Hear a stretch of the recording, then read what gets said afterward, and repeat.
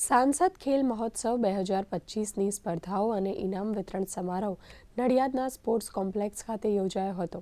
સાંસદ દેવુસિંહ ચૌહાણ આયોજિત સાંસદ ખેલ મહોત્સવમાં 20,000 ખેલાડીઓએ ભાગ લીધો હતો, જેમાંથી 650 વિજેતા ખેલાડીઓને ટ્રોફી અને શિલ્ડ એનાયત કરાયા હતા।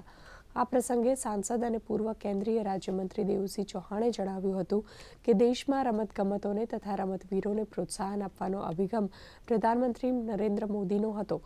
ઉલ્લેખનીય છે કે આ સાંસદ ખેલ મહોત્સવમાં 650 દિવ્યાંગ અને 60થી વધુ બધિર ખેલાડીઓએ પણ ભાગ લીધો હતો।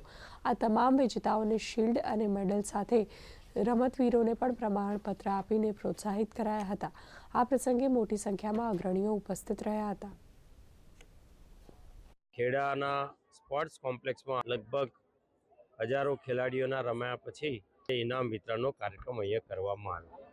આપણે જાણીએ છીએ કે ગુજરાતના લાડીલા મુખ્યમંત્રી આદરણીય ભૂપેન્દ્રભાઈ પટેલ સાહેબના નેતૃત્વમાં ગુજરાતમાં પણ સ્પોર્ટ્સની ખૂબ સારી ઇન્ફ્રાસ્ટ્રક્ચર ડેવલપ થયું છે અને તાજેતરમાં વિશ્વ ઓલિમ્પિક કક્ષાની આજે 2030નું યજમાન ગુજરાતને જાહેર કર્યું છે। ત્યારે આ બધી જ એક્ટિવિટી કુલ મળીને નવી પેઢીને શારીરિક રીતે માનસિક રીતે તંદુરસ્ત બનાવવાની આ રમતગમત ક્ષેત્રની સંસ્કૃતિને બળ આપવા માટે મોદી સાહેબના આગ્રહથી સૌ સાંસદોએ પોતાના મત વિસ્તારમાં આ પ્રકારની સ્પર્ધાનું આયોજન કર્યું છે।